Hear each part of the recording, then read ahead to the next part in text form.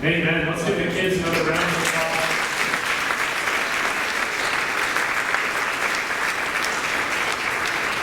As I looked back here, I saw Sean was wolfing. He was going fast. Awesome. My name is Tony. I have the privilege of serving here on staff at Wellspring. If you're new visiting, check us out. We're glad you are here. It's fun to have you with us. I want to invite, one of the things we've been doing each week of Advent is inviting a family up to light the Advent candles.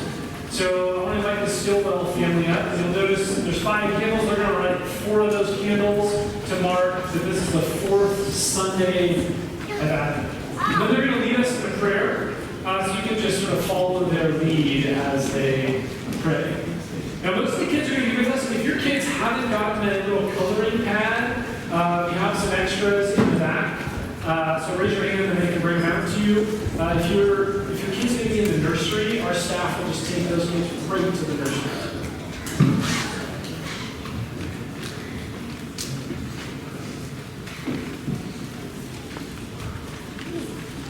Dear Lord, this Advent season, we praise you for Jesus, the Prince of Peace, who reconciled all things to the Father, making peace by the blood of his cross.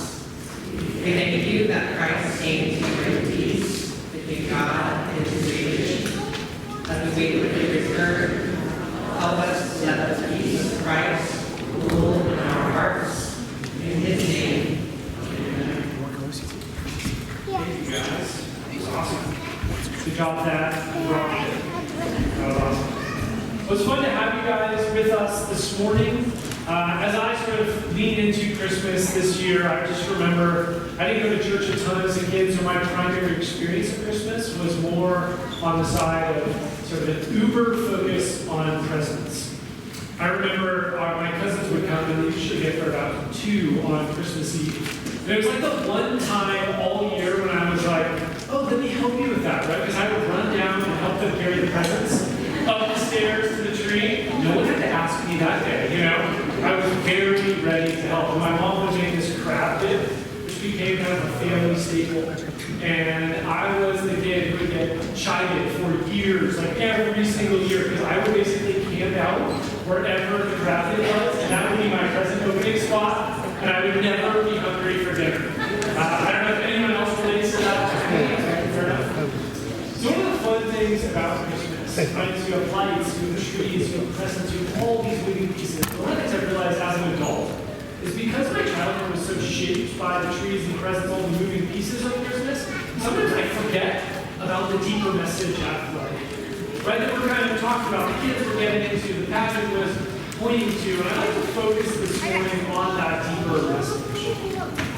One of the things we see here is there's lots of stories you can pick from. Right? There's Magi, and there's Mary, and there's Zachariah. I want to focus on 2 guys, or a few guys working the night shift, watching some sheep. So there's these shepherds, right? They're out in the fields, and they're out. Has anyone here ever worked nights? A couple people. So you know this experience of like, you're out there, and you're trying to stay awake, and your head does like this involuntarily. Has anyone done that? You know, and then if someone calls you on it, like you're sleeping, you're like, oh, I was awake, you know? So I imagine these shepherds working the night shift out in the hills outside Bethlehem, doing their little head nod, right? And then these angels show up. Right? And this is what the angels say. Fear not, for behold, I bring you good news of great joy that will be for all the people. For unto you is born this day in the city of David a Savior, who is called the Christ. Now, the angels kind of announced with Twitter brevity this really condensed picture of Christmas and what the message is about, right? It's not announced to kings. It's not announced to the Roman emperor. It's not announced to the priests who go to church most often. It's announced to these shepherds, working the night shift, out in the fields, not wearing their Sunday best, just going about everyday life. People like you and me. There's 4 things I want to sort of really highlight this morning that I think are the core and the kernel of this Christmas message. The first is this: that it is good news that is announced. Now this word we've probably heard, maybe you have, maybe you haven't, but historically this is a rooted word. This word has a particular contextual meaning in the first century. You see, there's this guy named Caesar, Augustus Caesar. He converts the republic into an empire.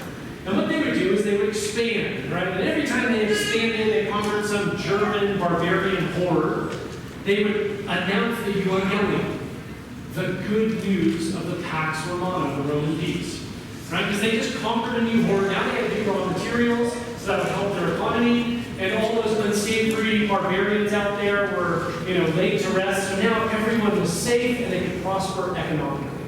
So every single time a barbarian horde was conquered, they would send out this message of the good news. The Pax Romana is here. Augustus, I brought you guys peace and prosperity. Right? So it's in this contextual understanding of the good news that the angels say, hey guys, it's good news. The shepherd's nervous.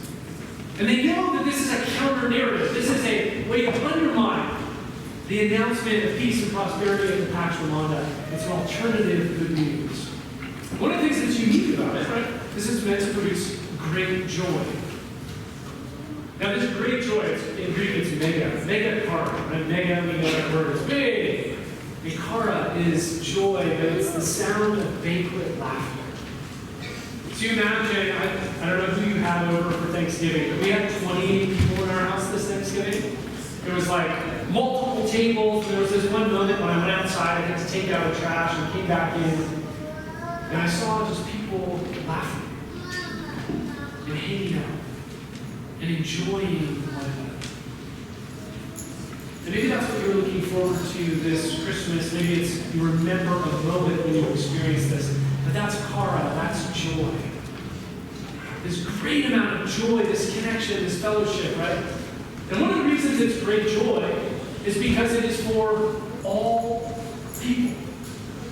Right? This is one of the huge differences between the Pax Romana, the announcement of the good news that the Romans would announce, and the announcement of the angels. Right? That this is actually good news for the shepherds. Right? Because the shepherds would not have benefited in Roman rule. Right? This was for the wealthy and the Romans. Right? They're the ones who got all the raw materials that really benefited. Not these poor shepherds at night. But it's good news of great joy for all people. Now, one of the things, though, is there's a little bit more here. Because the message, this good news, not only differed in scope, right? And not only included the shepherds, not just the wealthy Romans, but it also significantly differed in content than the good news of the Roman Empire. This is what the angels said. Verse 11. For unto you is born this day in the city of David a Savior, who is Christ the Lord. Right? See, the good news is about a Savior. Right? The shepherds would have known this. They had this hope that a Savior, a Messiah. The Greek text says Christ, which is just a way of saying Messiah, and that's the Greek expression of the Hebrew. This one that they were waiting for. And so it's been 700 years since the Jewish people have really been able to rule themselves. They've been waiting and looked, and they found these clues in the scriptures that said, wow, God's going to come, and He's going to rescue us. He's going to save us. It's been a long, long time. And when the angels say, hey, Christ, Savior is coming, they know, oh man, God is coming here. A Savior is coming. But the thing is, right, I think maybe we get that. And as modern people, we're like, well, can't Christmas just be about trees and presents and lights, And maybe we're even okay with this idea of saving. But it sort of has to be them, right? God is going to save these people 2,000 years ago, but as soon as it starts to get a little uncomfortable, right? When the Christmas message now becomes about us, maybe needing saving too. And I think there's a few modern assumptions that happen at this point that we sort of lose the essence of the good news. One of the things that happens, right, in our cultural moment is that we can confuse good advice for good news.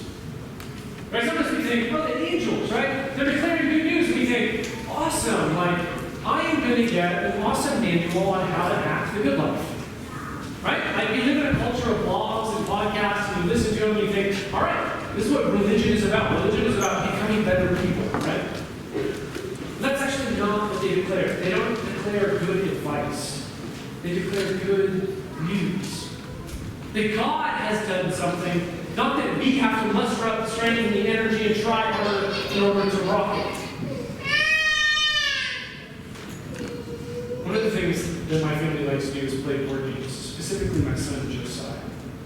Now, one game that we play on occasion is called Shoots and Ladders. Has anyone played this game? Has anyone tried playing this game? A couple people, yeah, thank you for being honest. Right? Because it's one of those things where you work your way up, right? You go up the ladder, you're right at the end, and then you roll a die, you get a shoot, and you're literally all the way down to the bottom. I don't know why they don't call it ladders and slides, because I don't know what a shoot is, but I sort of made sense of it. But I think it's actually an interesting window into the Christmas story. Because sometimes I think we think about the Christmas story primarily in terms of ladders. Right? We think of it in terms of we need to be ethically the kind of people that need to go up. Right? This is what religion's all about. We're trying to figure out, all right, what do I need to do to become a better person? What do I need to do to improve my life? Right? We look at the world, we think, what do I need to do? But the truth is, the Christmas story is not about us and what we need to do. Right? It's a story about God coming down the slide into our world, into our brokenness. Right? This is not about good advice about how to live better. This is a story about God coming down into the reality of our life. This is about God as Savior. One of the things that's true, right? If you think about good advice, this would be historically, this would be Caesar, after he's conquered a place, going to the army and saying, hey guys, this is how you fight better, right? That's good advice. This is how you do it. What Caesar would do is he'd declare good news. And good news was, we have done. Right? You see this in the Christmas story. Right? The shepherds, what do? They go and visit Jesus and then they come back with big stone tablets, right? Like Moses did, like, this is how you do life, right? No. What do? They come back. This is what the text says. The shepherds return glorifying and praising God. They come back saying, God, you have come down the slide into our reality to help us. Now that's one of the things that we sort of get caught up in modern people, like this idea of good advice versus good news. I think the other one is sort of this contrast between God as a watchmaker and God as a manual. I think sometimes we think of God as like, he made all things, he's awesome, thanks God for doing all this, but he's basically a cosmic cheerleader in the sky who gives us blogs and self-help manuals and books to read so that we can do better. Like, I hope it works. But that's not the Christmas story. Right? If you've been around the church a little bit, you know Emmanuel means God with us, and that's what Christmas is all about. It's about God coming into the trenches of everyday life, being with us. Now lastly, I think one of the contrasts, one of the things that is hard for us modern people to get when it comes to the Christmas story is this idea of who is the one who gets to do the assessment? Right? Do we self-assess or does God get to assess? Like, we live in a model kind of like Starbucks. Right? You go into Starbucks and the barista asks you, what size would you like? Right? You can have a demi, a short, a tall, a grande, a venti, or a trenta. And you get to say, you know, this morning I'm feeling pretty good. I'm only going to get a short, right? Like, I don't need that much caffeine. And we want to do this with the state of the world, with the state of ourselves. We want to be able to say, I don't really need much help today. I'm good. The Christmas story doesn't ask us, hey, how are you doing today? The Christmas story is about God, us coming into Starbucks, and God being the barista. And God looks at us and is like, it's dinner perfect. You know? Here, have a Trenta. It's on me. You know? And I think we get this. We get that life is not always easy. There's this guy named Alexander Solzhenitsyn. And he has this, he's imprisoned in a Russian camp in Siberia. Is that a picture of him? He looks like a good writer, right? He's imprisoned in Siberia in this Russian camp. And if anyone has a reason to locate the problem of evil out there, like if only there were, you could round up all the Hitlers in the world and get rid of them, and we could just get rid of all evil, right? Alexander Solzhenitsyn, right? He's in prison. If there was anyone on earth who was going to locate evil out there in some sort of system, because he was thrown in Siberia by an oppressive regime. But he doesn't. This is what he says. If only there were evil people somewhere insidiously committing evil deeds, and it were necessary only to separate them from the rest of us and destroy them. But the line dividing good and evil cuts to the heart of every human being. I think we get this on some level. Now, maybe some of us are like, not me. This is the true tell. Ask your spouse. Ask your parent. Ask your roommate. And I pretty much can guarantee that whoever is living closest to you will be able to say, oh no, they're a mixed bag. No, they think they got it all together, but they don't, Because the dividing line between good and evil runs through the middle of all of us. Right? This is why it's so hard to eradicate evil in the world. Right? Because it's complex, it's everywhere, it's big. If we could have solved the problem of evil and suffering, the brokenness of the world, we would have. The reason we have it, the reason God had to come on human flesh and enter into the brokenness of our life, is because the problem of evil is super complex. I think you know this. Right? It's that moment in your marriage when you're circling back to that same entrenched fight, and you wish you could say that nicer things, but you don't. It's that moment as a parent when you really want to love your kids when they're screaming and crying and you get angry again.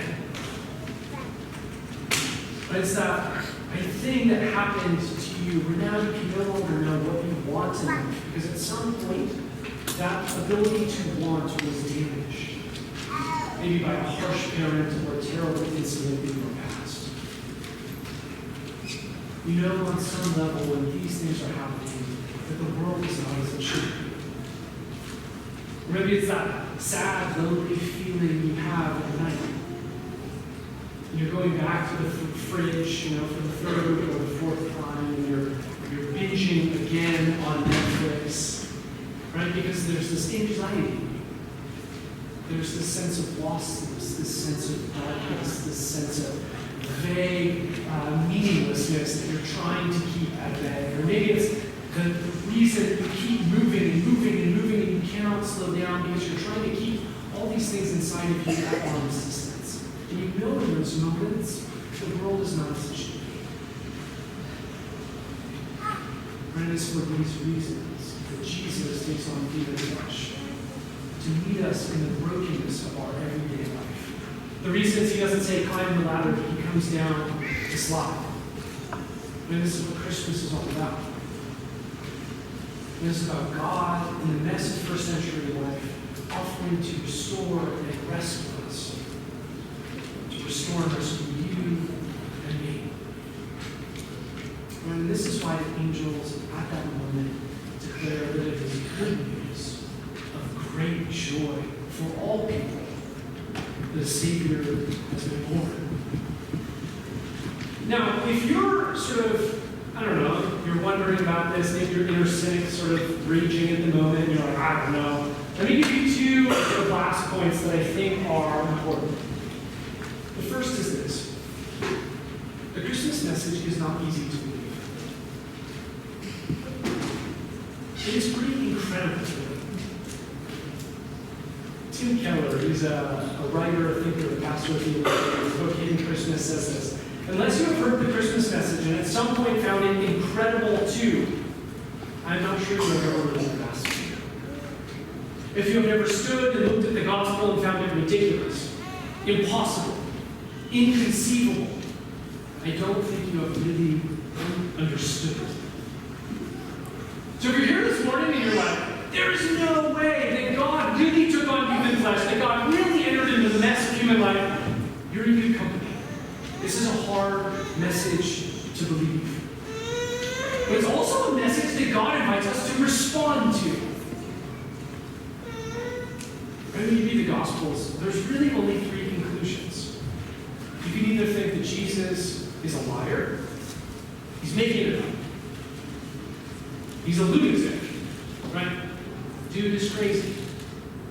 Or he is actually the Lord that the angels say he is. The Christmas message invites us to respond, to make up our mind, to choose, to enter in a process of discerning. So what is true and what is not about Christmas? What it requires invites us into some exploration. I know this about my story. I didn't grow up in this kind of environment where I ever heard this message.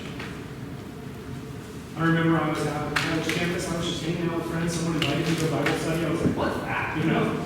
You do what? Right? And then I just walked with people. And it was in the company of friends, learning together. But I kind of got to lean in and learn about who Jesus was. And then I had this profound experience of it. So one of the things we're going to do in this season, going into January, is we're going to lead a class called Alpha. And Alpha is really just a space for us to explore these questions. It's a place for us to bring all the questions we have, our wonderings, our doubts, and just be with other people. We're going to do dinner, each gathering for us. We're just going to do dinner, we're going to watch a little video, and then we're going to talk about it. And there's no right or wrong answers in that space. It's a space, honestly, just to be together and explore. So if you're interested in that feels like, I don't know what I think about this, but I'm going to try that out. We have different sign-up sheets. Sign up, let us know, and we'll figure out time to kind of work for the most amount of people. Which brings me then to my second point. See, when I was growing up, one of the reasons my dad said that we never went to church was this. He said, if I go into that building, right, the roof is going to collapse on me. I didn't realize until later what he really meant was, man, I've done some messed up things in life, and I think God is going to punish me for it. I don't want to get within a 10-foot hole of that place. And even though we did trees, we did candy, we did lights, we did presents every single year, I don't think my dad ever got the true meaning of the Christmas message. Which is this. God draws near before we get our act together. Before we figure out all our theology. Before we figure out all of our behaviors. God draws near to the shepherds. He doesn't force them to climb up the ladder. He comes down the slide into their present, into their everyday life. Right? And this is what is good news of great joy for all people. Now, no matter where you're at on your faith journey, my hope is that God will draw near to you this morning. Maybe you'll be like the shepherds, and the worship team's going to come up, and then when they come up, we're going to sing songs, and maybe you'll go home, right, praising and glorifying God just as they did. Or maybe you'll be more like the wise men. Right? And they have this idea that God is on the move, and they go on this long journey. And maybe that journey starts today. Or maybe it's when this week you're unwrapping presents, right? And you have this massive mess to clean up. And it's in that moment of cleaning up this huge mess that God draws near. Now, I don't know exactly how God will show up, but that is my prayer. That Christmas would not be sort of just an exercise in trees and lights and presents. It would be an opportunity to actually be with Him. I'm going to invite the worship team up. We're going to sing some songs, but before we start, I'd like to just say a prayer for us and see what God does. God, I am so grateful. Jesus, I am so grateful. You wade into our everyday mess. God, you wade into those lonely places, and you want to be with us. But this is not about good advice, but it's about good news, stuff that you have done. God, we pray that you would reveal yourself to us this this morning, that you would move among us. God, whether this is our first day in church in 50 years, or we've been coming for every Sunday for 50 years, God, we pray that you would show up. We pray that you would come down and slide again into our presence.